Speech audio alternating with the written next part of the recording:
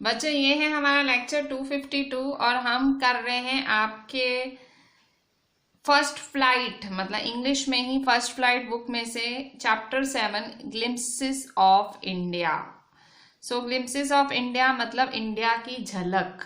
सो ये है हमारा lecture 252 glimpses of India chapter 7 आपकी फर्स्ट फ्लाइट, आपकी इंग्लिश की फर्स्ट फ्लाइट में से पेज नंबर 85 पे है।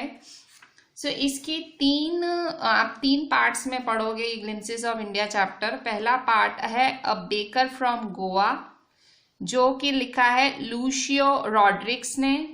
सेकेंड पार्ट है कूर्ग। सो कूर्ग है लोकेश अब्रोल का लिखा हुआ। एंड थर्ड पार्ट है टी फ्रॉम असम जो कि लिखा हुआ है अरूप कुमार दत्ता ने। सो ये तीन पार्ट्स आप पढ़ने वाले हो। सो इसमें बिफोर यू रीड आप ये पढ़ो, इससे पहले एक एक्टिविटी करने बोली गई है। सो इसमें आपको जब आप अपने देश के बारे में सोचते हो आपके दिमाग में क्या क्या आता है, आप देश के कौन कौन से हिस्सों में गए हो, आपकी फेवरेट डेस्टिनेशंस क्या हैं, ठीक है। सो ऐसे सब क्वेश्चंस हैं जो कि सिर्फ एक्टिविटी टाइप ही है। मेन चैप्टर हमारा चालू होता है यहाँ से 1 a baker from Goa. So, a baker from Goa. This is a pen portrait of a traditional Goan village baker who still has an important place in his society. So, ये एक traditional Goan village baker ने ये जो part लिखा है, first part एक traditional Goan village baker ने लिखा है। मतलब विलेज में रहने वाला एक गोवा का एक ट्रेडिशनल बंदे ने ये पार्ट लिखा है जो कि बेकर है, बेक करता है। वो still has an important place in his society, अभी भी उसकी सोसाइटी में एक अच्छी जगह है। सो ये पार्ट चालू करने से पहले एक साइड में इन्होंने वर्ड मीनिंग लिखी हुई है, वो देख लेते हैं। सो रिमाइंसिंग नॉस्टैल्जिकली। सो रिमाइंसिंग नॉस्टैल्जिकली का मतलब होता है thinking fondly of the past, मतलब हमारे जो पास्ट है उसके बारे में बहुत ही प्यार से सोचना। So our elders are often heard reminiscing nostalgically about those good old Portuguese days. So ये हमने देखा कि ये किसने लिखा है, ये एक बेकर द्वारा लिखा गया पैराग्राफ है। सो हमारे जो बुजुर्ग थे, एल्डर्स थे, हमने उनको कई बार सुना है वो पास्ट का सोचते हैं, ठीक है। वो बहुत ही अच्छे अपने पुराने अच्छे दिन याद करते हैं जब पुराने पोर्चुगीज दिनों की याद करते हैं। The Portuguese and their famous loaves of bread. So पुराने पोर्चुगीज दिनों की याद करते हैं जब पोर्चुगीज होते थे और फेमस लोव्स ऑफ ब्रेड, उनके जो ब्रेड के जो लोव्स थे, ये जो ब्रेड के बंडल को लोव्स कहा गया है, ब्रेड के जो ग्रुप को लोव्स कहते हैं। So loaves of bread, famous loaves of bread. Those eaters of loaves might have vanished but the makers are still there. वो खाने वाले भले चले गए, वो जो पोर्चुगीज ब्रेड पसंद की जाती थी अब लोग पसंद कम करते हैं खाना, पर उसको बनाने वाले तो अभी भी हैं। We still have amongst us the mixers, the molders and those who bake the loaves. तो अभी भी हमारे में वो लोग हैं, मतलब ये अपने बेकर वालों की बात कर रहा है, बेकर्स की ही बात कर रहा है। वो कह रहा है अभी भी हम लोगों में मिक्सर्स हैं, मतलब जो मिक्सिंग करते हैं, मोल्डर्स जो मोल्ड करते हैं, बनाते हैं, and those who bake the loaves, अभी भी हमारे में हैं जो ब्रेड अभी भी बेक करते हैं। Those age old time tested furnaces still exist, अभी भी वो पुराने ज़माने की जो फर्नेसेस थी, जो भट्टियाँ थी, अभी भी वो एग्जिस्ट करती हैं। The fire in the furnaces had not yet been extinguished. अभी भी उन जो भट्टियों की आग है अभी भी वो बुझी नहीं है। मतलब वो कह रहा है भले वो मतलब एक टाइम था जब वो पोर्चुगीज ब्रेड बहुत ज़्यादा फेमस थी, बहुत ज़्यादा पसंद की जाती थी, वहाँ तब उन बेकर्स की भी बहुत ज़्यादा डिमांड थी। आजकल उनकी इतनी डिमांड नहीं है उन बेकर्स की, पर अभी भी वो बेकर हैं। द थर्ड and jingle of page number 86 of the traditional bakers bamboo. So वो जो बेकर्स का वो जो बाम्बू होता था, वो जो लकड़ा होता था, उसका आवाज, ठीक है, थर्ड टाइम जिंगल मतलब उसकी आवाज भी याद है। Heralding his arrival in the morning. Heralding मतलब अनाउंसिंग, जो उसकी ठक ठक लठ की आवाज होती थी। सो वो लठ की आवाज बजती थी तो पता लगता था। हेराल्डिंग मतलब जैसे कि वो अनाउंस कर रहा है, भाई मैं आ गया हूं। Can still be heard in some places, आज भी वो आवाजें सुनाई देती हैं। May B the father is still not alive but the son still carries on the family profession. These bakers are even today known as pader in Goa. So चाहे उनके पिताजी अब जिंदा नहीं है, वो बेकर जिंदा नहीं है, पर उनके जो बेटे हैं वो अभी भी अपनी फैमिली प्रोफेशन को आगे बढ़ा रहे हैं। और इन बेकर्स को आज भी पेडर कहा जाता है। गोवा में क्या कहा जाता है? पेडर, PADER, ठीक है। सो यहाँ बात की जा रही है गोवन बेकर्स की, जो पोर्चुगीज टाइम में, जब पोर्चुगीज आए थे भारत, उस टाइम की बात हो रही है ये। सो तब इन बेकर्स को पेडर कहा जाता था। पोर्चुगीज ये लोव्स ऑफ ब्रेड होती थी, उस स्टाइल में कुछ बनाते थे, बेकिंग करते थे। So during our childhood in Goa the baker used to be our friend, companion and guide. अब वो जो लिख रहा है, जो ये पेन पोर्ट्रेट दे रहा है बेकर्स का, वो लिख रहा है कि जब हमारा जब बचपन था गोवा में, तो जो बेकर था वो हमारा दोस्त हुआ करता था, हमारा साथीदार होता था, हमारा गाइड होता था। He used to come at least twice a day, दिन में 2 बारी कम से कम वो आता था। Once when he set out in the morning on his sailing round and then again when he returned after emptying his huge basket. शुरू में सुबह सुबह आता था भाई, दिन में 2 बारी वो आता था हमारी तरफ। पहली बारी तब आता था जब वो मॉर्निंग में ये अपने जो उसके लोव्स ऑफ ब्रेड्स हैं वो बेचने निकलता था तब, और दूसरी बारी जब वो सब खाली कर देता था, वो अपनी बड़ी सी बास्केट, ह्यूज बास्केट खाली करके लौटता था। The jingling thud of his bamboo woke us up from sleep and we ran to meet and greet him. So जब वो ऐसे जोर जोर से जिंगलिंग थर्ड मतलब उसकी जो लकड़ी की भारी भरकम आवाज थी, उससे हम सब उठ जाते थे और हम दौड़ दौड़ के हम सब बच्चे उससे मिलने जाते थे। Why was it so? Was it for the love of the loaf? Not at all. The loaves were brought by some Paskin or Bastin, the maid servant of the house. What we longed for were those bread bangles which we choose carefully. Sometimes it was sweet bread of special make. So सब बच्चे क्यों दौड़ते थे baker के पास? क्या उनको bread के लिए दौड़ते थे, वो ब्रेड के पीस के लिए दौड़ते थे? Not at all. The loaves were bought by some Paskine और Bastine, the maid servant of the house. मतलब लोव्स कौन ले जाता थे? लोव्स तो जो उनकी काम वाले होते थे वही अंदर ले जाते थे खरीद के उससे. वॉट वी लॉन्ग्ड, वो बच्चे किन चीजों के लिए तरसते थे? For were those bread bangles which we choose carefully. So उनको वो ब्रेड से बनी हुई बैंगल्स पसंद थी, ब्रेड बैंगल्स पसंद थी. Sometimes it was sweet bread of special make. So कभी कभार वो मीठी होती थी, स्पेशल तरह की ब्रेड, ठीक है. सो जो लोव्स, जो ब्रेड का बंडल है, वो तो ले जाते थे काम वाले अंदर, कभी पास्किन कभी बास्टिन, ये शायद काम वालों का नाम है, मेड सर्वेंट्स का.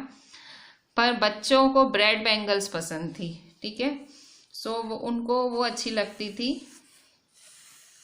So the baker made his musical entry on the scene with the झांग झांग sound of his specially made bamboo staff. So जो बेकर है, बेकर जब आता था तो वो एक म्यूजिकल एंट्री के साथ आता था with the झांग झांग sound of his specially made bamboo staff. So ये जो बाम्बू से आवाज करता करता एक म्यूजिकल एंट्री देता था. One hand supported the basket on his head and the other banged the bamboo on the ground. एक हाथ से उसने बास्केट पकड़ा हुआ होता था जो कि उसके सर पे उठाया होता था, दूसरे हाथ से वो बाम्बू जोर जोर से जमीन पे पटकता था. बाम्बू का मतलब लठ या डंडा. bamboo on the, he would greet the lady of the house with good morning and then place his basket on the vertical bamboo. वो मतलब जब बेचने आता था तो जो लेडी ऑफ द हाउस है, मतलब जो औरत होती थी, घर से निकलती थी, मालकिन होती थी, उनको गुड मॉर्निंग कहता था और फिर अपनी बास्केट अपनी बाम्बू पे रखता था, जो कि वर्टिकल बाम्बू थी उस पे रखता था. We kids would be pushed aside with the mild rebuke and the loaves would be delivered to the servant. और बोले हम बच्चों को वो साइड कर दिया जाता था, हम बच्चों को थोड़ा सा गुस्सा करके साइड कर दिया जाता था और ब्रेड्स किसको दी जाती थी? सर्वेंट्स को ही दी जाती थी. But we would not give up, हम बच्चे भी हार नहीं मानते थे. We would climb a bench और the parapet and peep into the basket somehow.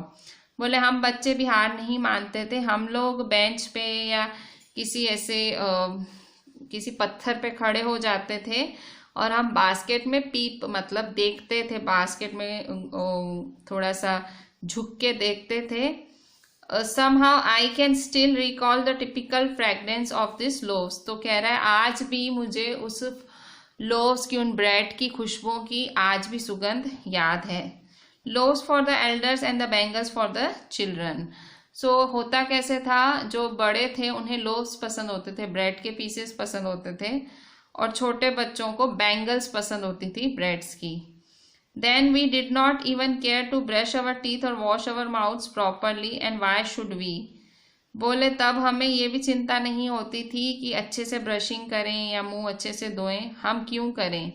Who would take the trouble of plucking the mango leaf for the tooth brush.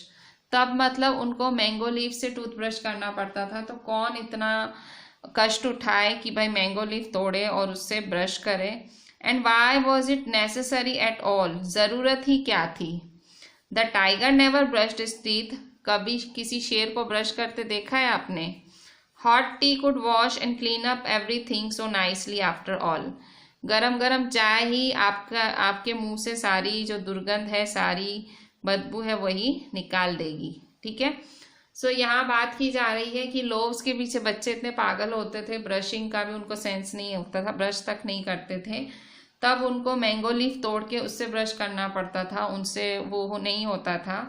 वो लोग बोलते थे कि टाइगर कभी ब्रश करता है क्या, या भाई गरम चाय से ही मुंह हमारा धुल जाएगा, ऐसा सब सोचा जाता था. Page number 87.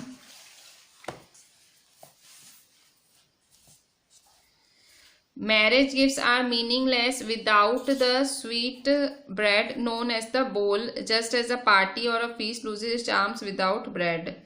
So वहाँ पे गोवा में जो मैरिज गिफ्ट्स होते थे, मैरिज के गिफ्ट्स में मैरिज गिफ्ट्स का कोई मीनिंग नहीं रहता था अगर उनमें स्वीट ब्रेड इंक्लूड ना की जाए. स्वीट ब्रेड का नाम क्या था? बोल, BOL. सो बोल करके मैरिज गिफ्ट्स में बोल करके इंक्लूड किया जाता था. मीठी ब्रेड होती थी, और मतलब जैसे मिठाइयाँ ज़रूरी होती हैं मैरिजेस में, वैसे वहाँ पे गोवा में द बोल, BOL, वो मीठी ब्रेड्स ज़रूरी होती थी. So just as a party और a feast loses its charm without bread. तो तब ऐसा भी होता था कि भाई किसी भी पार्टी में या किसी भी खाने में अगर ब्रेड ना हो तो कोई मज़ा नहीं, अगर किसी भी मैरिज गिफ्ट्स में बोल ना हो तो कोई भी मज़ा नहीं. मतलब ब्रेड बहुत ज़्यादा इम्पोर्टेंट पार्ट था. Not enough can be said to show how important a baker can be for a village. So इससे आप पता लगा ही सकते हो कि किसी भी गांव के लिए कोई बेकर कितना इम्पोर्टेंट था. The lady of the house must prepare sandwiches on the occasion of her daughter's engagement. So जो घर की मेन लेडी होती थी, घर की औरत होती थी, वो अपनी बेटी की सगाई में सैंडविचेस बनाती थी. ऑब्वियसली सैंडविचेस किसके बनते हैं? ब्रेड के. Cakes and bolinhas are a must for Christmas as well as other festivals. So कोई भी फेस्टिवल हो, क्रिसमस हो या कुछ भी हो, तो केक्स होने चाहिए और बोलिनास होने चाहिए. बोलिनास फिर से वही ब्रेड, मीठी bread. Thus the presence of baker's furnace in the village is absolute essential. तो तब ऐसा होता था कि भाई बेकर होना चाहिए और बेकर की फर्नेस, भट्टी होनी चाहिए विलेज में, बहुत ज़रूरी थी. द बेकर और bread seller of those days had a peculiar dress known as kabai. तो उस टाइम जो बेकर हुआ करते थे, जो ब्रेड बेचते थे, उन दिनों वो एक पिक्यूलर ड्रेस पहनते थे जिसका नाम था kabai. It was a single piece long frock reaching down to the knees. एकदम एक लंबी सी फ्रॉक जैसी हुआ करती थी जो उनके घुटनों तक आती थी। In our childhood we saw bakers wearing a shirt and trousers which were shorter than full length once and longer than half pants.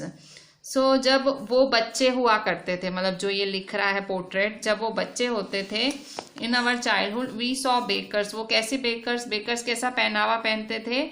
So bakers wearing a shirt, एक शर्ट पहनते थे, और ट्राउजर्स कैसी पहनते थे, ट्राउजर पहनते थे, मतलब कैप्री टाइप होती थी जो हाफ पैंट से लंबी होती थी और फुल लेंथ से छोटी। Even today anyone who wears a half pant which reaches just below the knees invites the comment that he is dressed like a pader. आज भी अगर कोई हाफ पैंट थोड़ी उसकी नीज से नीचे पहन लेता है और छोटी होती है तो उसको लोग ऐसे बोलते हैं कि तू पैडर लग रहा है। पैडर मतलब उस टाइम बेकर को कहा जाता था। The baker usually collected his bills at the end of the month. तो उस टाइम जो बेकर हुआ करते थे वो अपना जो पूरा बिल होता था महीने के आखिर में ही मांगते थे। Monthly accounts use to be recorded on the some wall in pencil.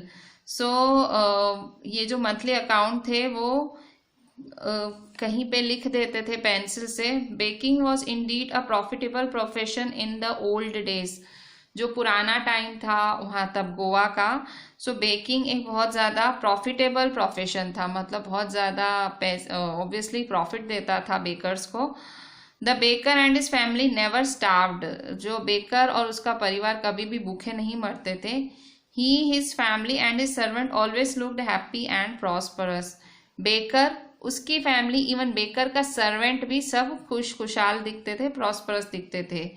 There plump physique, अब प्लम्प फिजिक का मीनिंग इन्होंने यही दिया है। प्लम्प फिजिक मतलब प्लेजेंटली फैट बॉडी, मतलब गोलू मोलू सा body. So their plump physique was an open testimony to this. Open testimony मतलब खुला, मतलब उससे आप देख सकते हो। ओपन टेस्टिमनी मतलब आप किसी के बारे में खुला सबूत, ठीक है, आप ओपनली देख सकते हो। उसकी जो गोलू मोलू सा शरीर होता था उससे आप पता लगा सकते हो कि वो खुशहाल था। Even today any person with a jackfruit like physical appearance. So आज भी किसी पर्सन का इस तरह का अपीयरेंस होता है गोलू मोलू जैसा, is easily compare to a baker. उससे भी आजकल बेकर से कंपेयर किया जाता है। So this was a small account about a baker. So ये सबसे फर्स्ट स्टोरी था ग्लिम्पसेस ऑफ इंडिया का, अ बेकर फ्रॉम गोवा। किसने लिखा है ये स्टोरी? लूशियो रॉड्रिक्स ने लिखा है। और यहाँ पे उसने पुराने ज़माने के बेकर्स की बात की है, जब पोर्चुगीज़ के टाइम के बेकर्स थे तब की बात की है।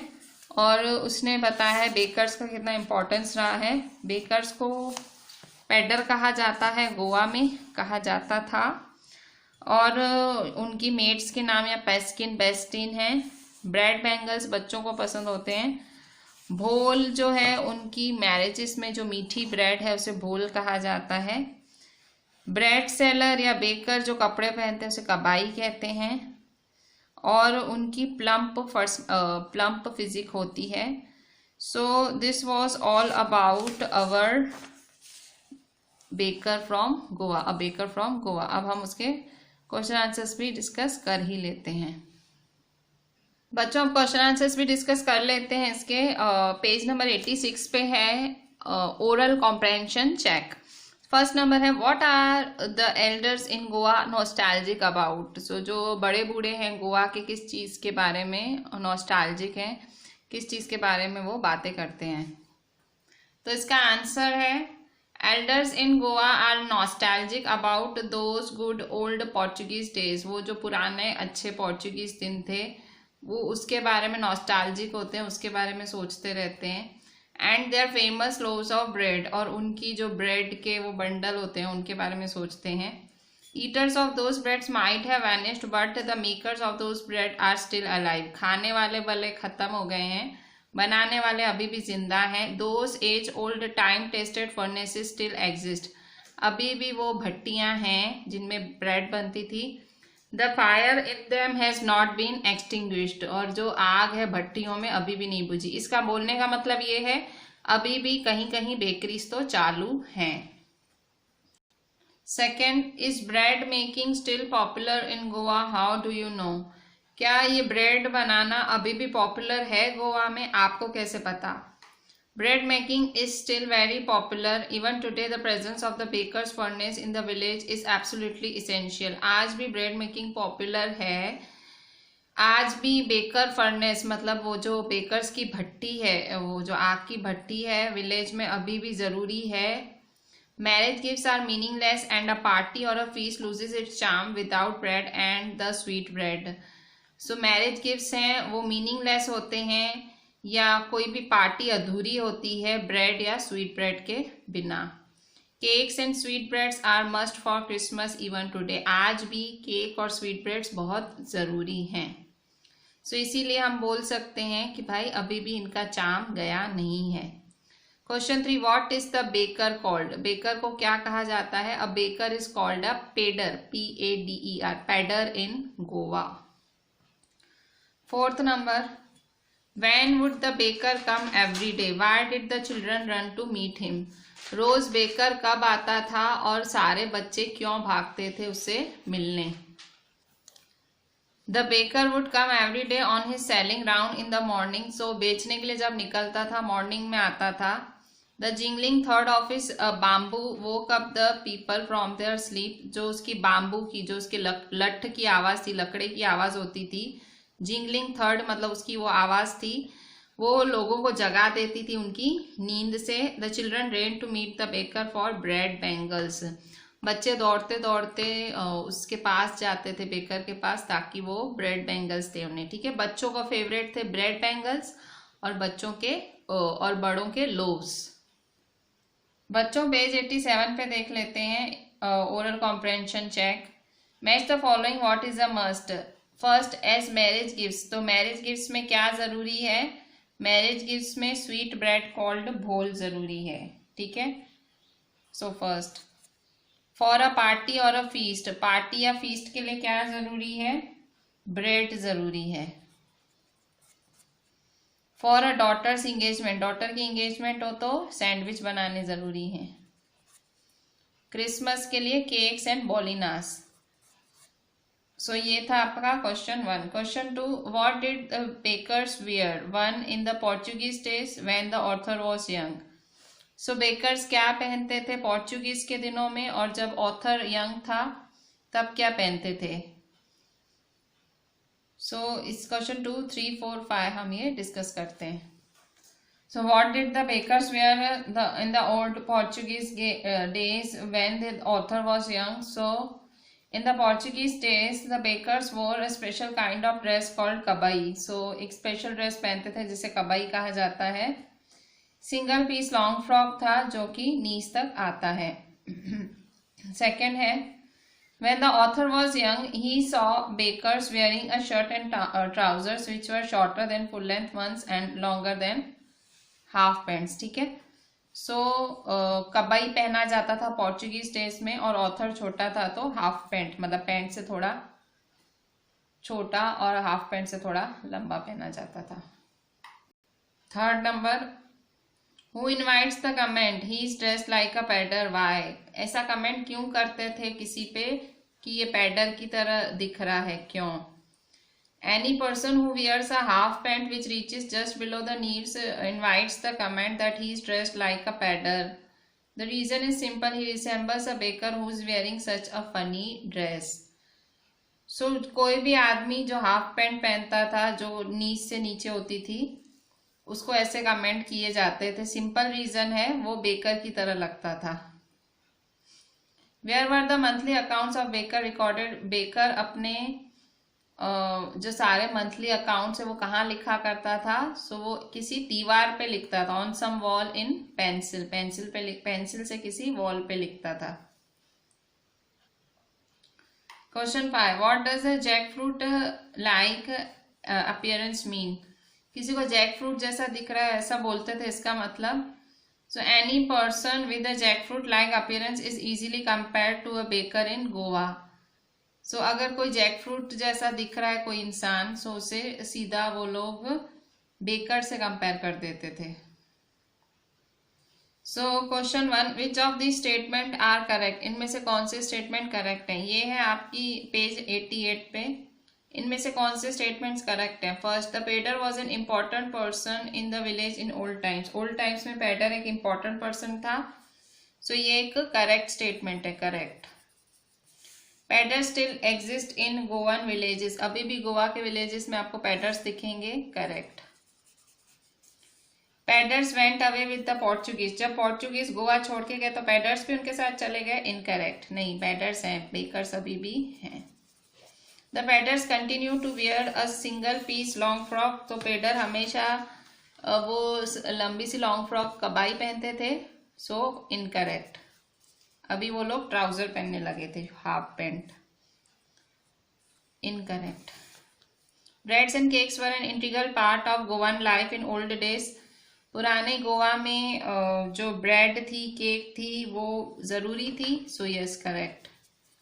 Traditional bread baking is still a very profitable business. आज भी पुराने टाइम जैसा अगर कोई बेकर है तो आज भी वो प्रॉफिट कमाता है, सो करेक्ट.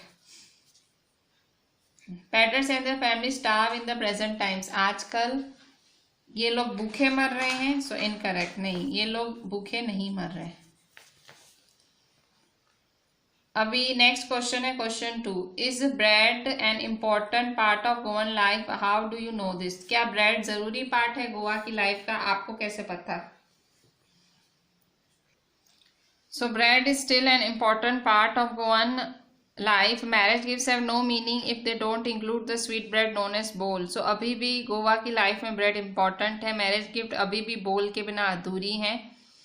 कोई भी पार्टी का सारा चाम चला जाता है अगर उसमें ब्रेड ना हो. आज भी इंगेजमेंट में, अपनी बेटी की इंगेजमेंट में घर की औरतें सैंडविचेस बनाती हैं. केक्स और बोलिनास आज भी क्रिसमस और अदर फेस्टिवल्स के लिए ज़रूरी हैं.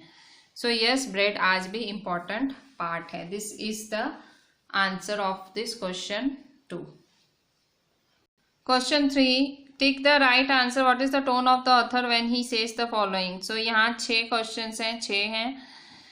ऑथर का टोन क्या है जब ये सेंटेंस बोलता है? द थर्ड and the jingle of the traditional bakers' bamboo can still be heard in some places. Nostalgic, hopeful, sad. जब वो कहता है कि भाई ये जो पुराने ज़माने के बेकर्स थे उनके बाम्बू की लकड़ियों की आवाज़ आज भी सुनाई देती है, वो नॉस्टैल्जिक एक्सप्रेशन है, होपफुल है कि सैड है? सो ये कैसा एक्सप्रेशन है? नॉस्टैल्जिक. नॉस्टैल्जिक मतलब खुशी से कोई चीज़ याद कर रहा है. May be the father is not alive but the son still carries on the family profession. भले पिता जिंदा ना हो, आज भी बेटे उस प्रोफेशन को आगे बढ़ा रहे हैं. सो ये एक होपफुल वाली बात है कि भाई बढ़ रहा है प्रोफेशन आगे. I still recall the typical fragrance of those lows. आज भी मुझे याद है. सो याद है मतलब nostalgia, nostalgic. The tiger never brushed his teeth. Hot tea could wash and clean up everything so nicely. So ये नॉटी है, एंग्री है, फनी है कि भाई टाइगर क्या शेर कभी ब्रश करते हैं? सो ये एक फनी स्टेटमेंट है. Cakes and bolinhas are a must for Christmas as well as other festivals. So cake और बोलिनास बहुत ज़्यादा ज़रूरी हैं. सो ये सैड है, होपफुल है, मैटर ऑफ फैक्ट है. हाँ, सच्चाई है. ठीक है, गोवा में ये सच्चाई है, matter of fact. The baker and his family never starved. कभी भूखे नहीं मरते हैं. They always looked happy. हमेशा हैप्पी और प्रॉस्परस रखते हैं. तो मैटर ऑफ फैक्ट है, होपफुल है, सैड है. सो ये भी एक सच्चाई है, मैटर ऑफ फैक्ट. ठीक है. So with this I am ending this part 1 of your glimpses of India. ठीक है, हम we will see the next part in the next lecture. So ये जो पार्ट हमने आज डिस्कस किया, हमने इसके क्वेश्चन आंसर्स डिस्कस करिए, हमने एक्सरसाइज डिस्कस की. Just right each and everything properly and WhatsApp me. Thank you.